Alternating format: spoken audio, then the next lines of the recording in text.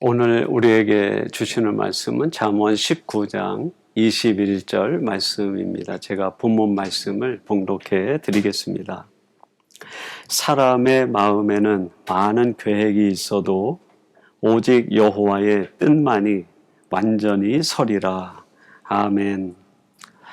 오늘 주일은 주신 말씀 잠언 19장 21절 말씀을 갖고 인생의 좌표를 하나님의 뜻에 맞춰라 하는 제목을 갖고 말씀을 전하도록 하겠습니다.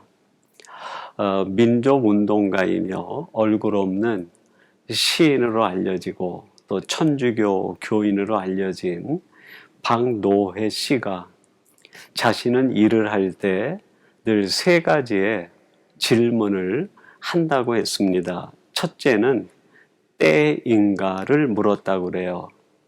지금 내가 이 일을 하는데 지연하고 있는 것은 아닌가? 혹시 서두르고 있는 것은 아닌가? 두 번째는 능인가를 질문했다고 그래요. 지금 내가 이 일을 하는데 내가 선택한 이 방법이 유일한 방법인가? 이 방법이 옳은 방법인가? 하는 것을 물었던 것입니다.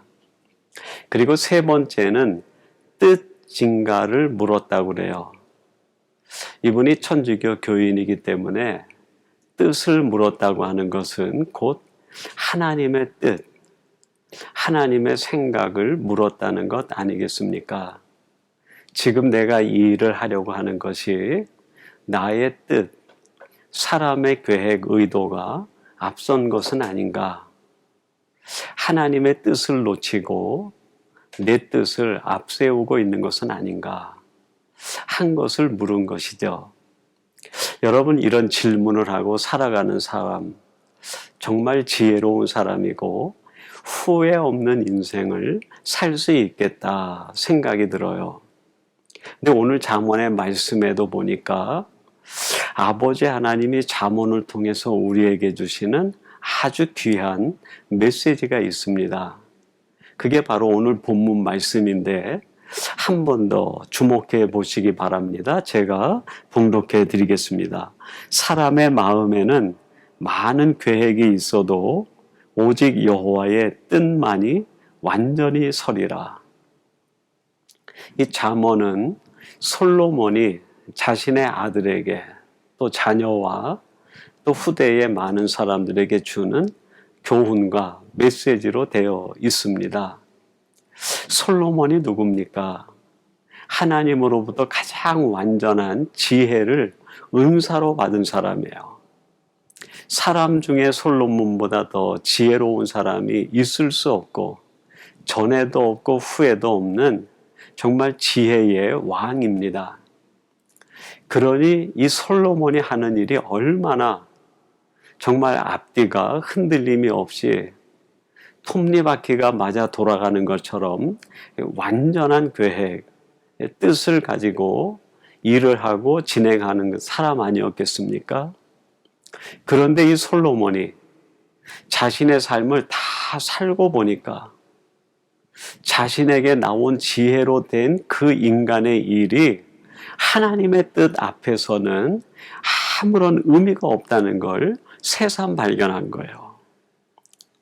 사람이 아무리 지혜로워도 하나님의 어리석음만 못할 뿐이고 사람이 아무리 뛰어난 생각을 한다 하더라도 하나님의 생각에는 미치지 못함을 깨달은 것 아닙니까? 그래서 솔로몬이 사랑하는 자녀들과 후대의 많은 인생들에게 후회를 남기지 않는 인생, 하나님 앞에 가장 아름다운 삶을 살아가기 위해선 내 인생의 좌표를 사람의 생각이나 내가 가진 인간의 뜻이 아니라 하나님의 뜻을 좌표로 여기고 살아가는 사람이 가장 복된 사람이고 후회를 남기지 않는 인생을 살 수 있다 하는 뜻에서 오늘 이 본문의 교훈을 우리에게 주고 있는 것 아니겠습니까? 사랑하는 성도 여러분, 우리의 인생이 생각보다 빨리 지나갑니다. 살같이 빠른 그 인생, 정말 후회 없이 살기 위해선 하나님을 가장 영화롭게 하고 내 자신에게는 의미와 가치 있는 삶을 살기 위해선 내 인생의 좌표를 수시로 점검해야 됩니다. 혹시 내 뜻이 앞서고 있는 것은 아닌가? 하나님의 뜻은 놓치고 있는 것은 아닌가? 오늘 이 말씀의 교훈대로 내 인생의 좌표를 늘 하나님의 뜻에 맞춰 살아감으로 인하여 여러분의 인생과 삶이 후회 없는 인생, 가장 복된 삶을 살아가는 성도들이 되시기를 주님의 이름으로 축원합니다. 그러면 우리들이 이러한 인생을 살기 위해서 내 인생의 좌표를 하나님의 뜻에 맞춰야 한다고 할 때 우리가 맞춰야 되는 하나님의 뜻은 도대체 무엇인가 하는 질문을 할 수 있겠습니다. 그 질문에 대한 답을 저는 이 땅에 예수님이 오셔서 예수님이 살아가신 인생과 예수님이 살아가시는 그 삶의 여정에 예수님은 어떤 하나님의 뜻의 좌표를 가지고 살았는가 하는 점에 주목해서 생각해 보려고 합니다. 예수님의 삶을 더듬어 볼 때 예수님의 인생의 좌표로 놓고 살아갔던 하나님의 뜻은 크게 두 가지였다고 생각이 돼요. 첫째는 사랑하되 끝까지 사랑하라는 것. 이것이 예수님이 자신의 인생의 좌표에 두었던 아버지 하나님의 뜻이었어요. 이 땅에 오셔서 예수님이 공생의 사역을 시작할 때 모인 무리들 앞에서 가장 먼저 선포하신 말씀이 마태복음에 나오는 산상수훈의 말씀입니다. 그 산상수훈의 말씀 중에서 마태복음 6장 10절에서 이렇게 말씀을 하세요. 나라가 임하시오며 뜻이 하늘에서 이루어진 것 같이 땅에서도 이루어지이다.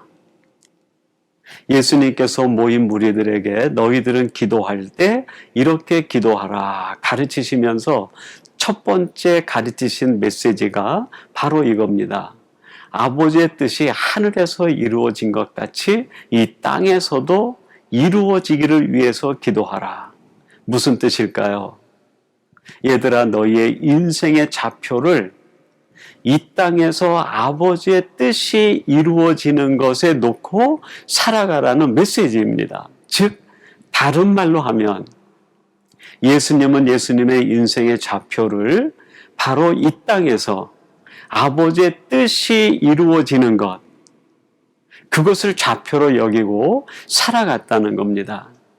그러면 예수님이 이렇게 자신의 인생의 좌표로 놓은 하나님의 뜻, 첫 번째 그 뜻은 무엇일까요? 말씀드린 것처럼 사랑하되 끝까지 사랑하라는 아버지의 뜻이었어요. 요한복음 3장 16절은 이런 말씀을 우리에게 들려줍니다. 하나님이 세상을 이처럼 사랑하사 독생자를 주셨으니 이는 그를 믿는 자마다 멸망하지 않고 영생을 얻게 하려 하심이라. 아버지 하나님께서 예수님을 이 땅에 보내신 이유, 까닭, 그거를 말씀하시는데 그게 뭡니까? 바로 이 땅에 있는 죄인들을 예수님을 믿게 하여 구원하시기 위해서 이 땅에 있는 죄인들을 아버지 하나님이 사랑하시되 끝까지 사랑하셔서 그들을 구원해 내기 위하여 독생자 예수 그리스도를 세상에 보내셨다는 말씀이에요. 아버지 하나님 입장에서 이 말씀이 이렇게 해석할 수 있습니다. 이 말씀을 예수님 입장에서 해석한다고 하면 어떻게 해석이 가능할까요? 아버지 하나님이 나를 왜 세상에 보내셨는가? 이 땅에는 죄인들을 사랑하되 끝까지 사랑하라고 아버지 하나님이 나를 세상에 보내셨다라고 이해하게 되는 거죠. 여러분, 예수님이 마음에 새긴 자신을 세상에 보내신 아버지의 뜻, 첫 번째 뜻, 그것이 바로 이 땅에 있는 죄인들을 사랑하되 끝까지 사랑하라는 아버지의 마음, 아버지의 뜻이었어요. 예수님은 공생에 시작할 때부터 이 죄인을 사랑하되 끝까지 사랑하는 인생의 좌표를 예수님의 인생 좌표로 놓고 살아가셨다는 말씀입니다. 그렇게 살아가신 예수님이 자신의 삶, 마지막 우리를 위한 대속적 십자가 사건을 앞에 두고 예수님께서 자신의 삶을 어떻게 살았는지 고백하는 말씀이 나와요. 그게 바로 요한복음 13장 1절 말씀입니다. 한번 주목해 보세요. 이렇게 말씀합니다. 6월절 전에 예수께서 자기가 세상을 떠나 아버지께로 돌아가실 때가 이른 줄 아시고 세상에 있는 자기 사람들을 사랑하시되 끝까지 사랑하시니라.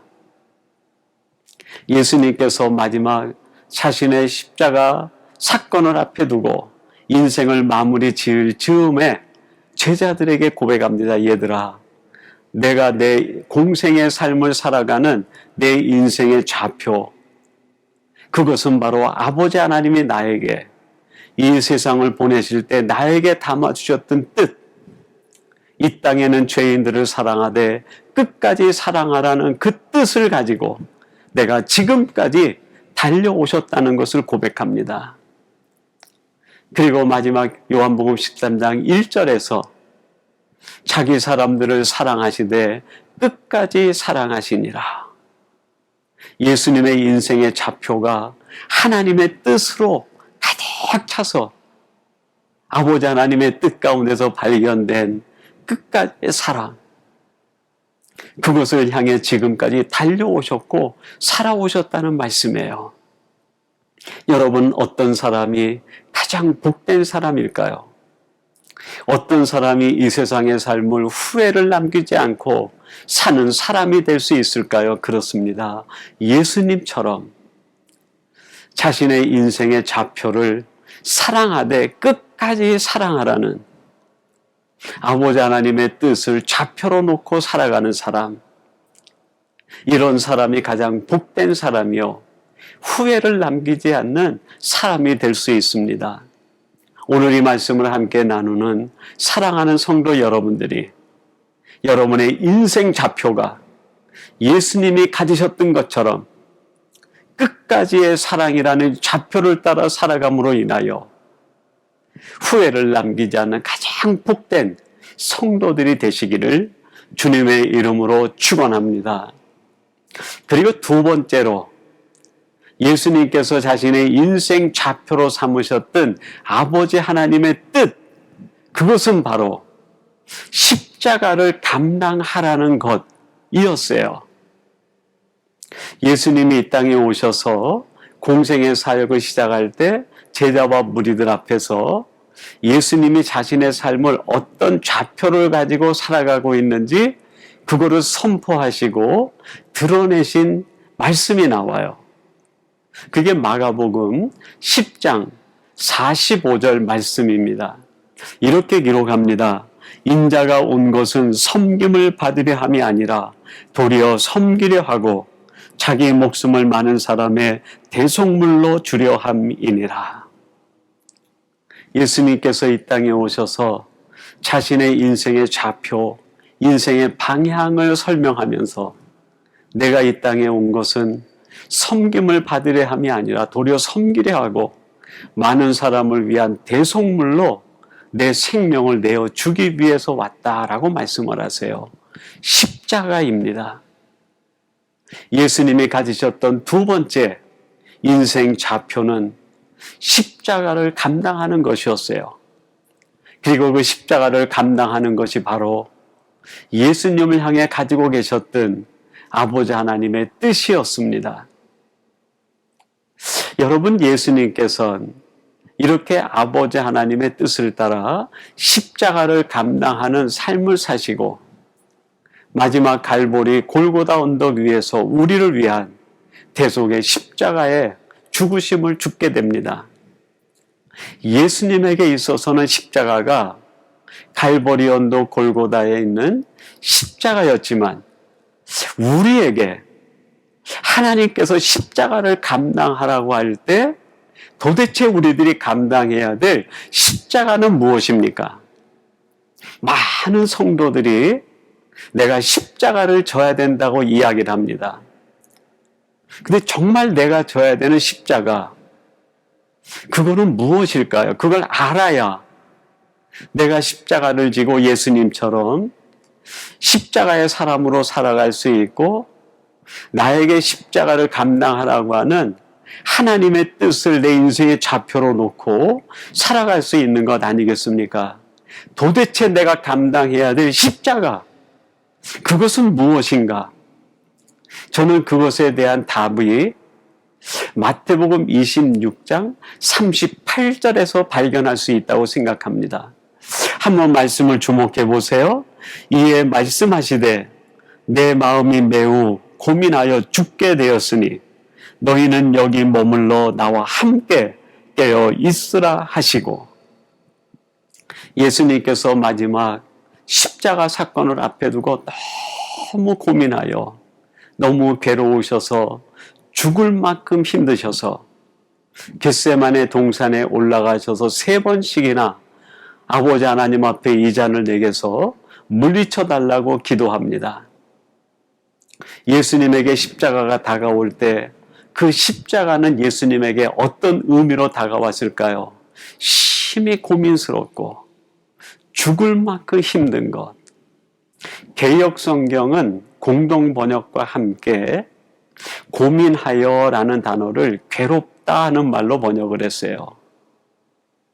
여러분, 십자가를 저는 이렇게 해석을 합니다. 내가 감당해야 될 십자가는 무엇인가? 지금 나를 심히 고민하게 만드는 것. 지금 나로 하여금 심히 괴롭게 하는 것. 내 삶을 괴롭게 하고 내 인생을 괴롭게 하는 가시와 같은 것. 그것만 생각하면 가슴이 답답해지고 죽을 만큼 힘든 그 원인과 이유와 대상이 되는 것. 그것이 바로 십자가라고 저는 생각합니다. 여러분, 이런 의미로 여러분 각자에게 한번 적용해 보세요. 지금 여러분의 삶을, 여러분의 마음과 인생을 심히 고민에 빠지게 하는 것이 있습니까?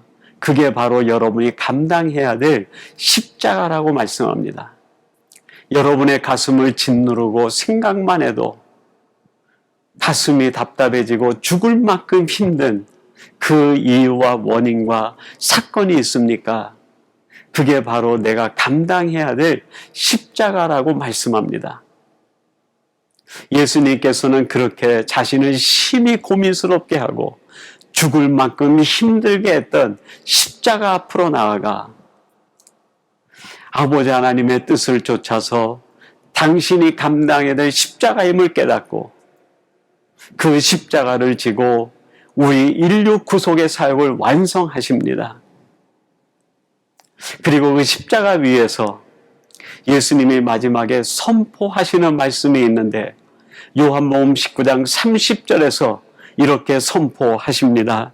예수께서 신포도주를 받으신 후에 이르시되 다 이루었다 하시고 머리를 숙이니 영혼이 떠나가시니라. 다 이루었다. 예수님이 십자가 위에서 마지막 가상 7원 중에 한 말씀으로 하신 말씀이야. 다 이루었다. 여러분, 예수님이 이루신 것 무엇을 이루셨다는 말씀일까요? 그렇습니다.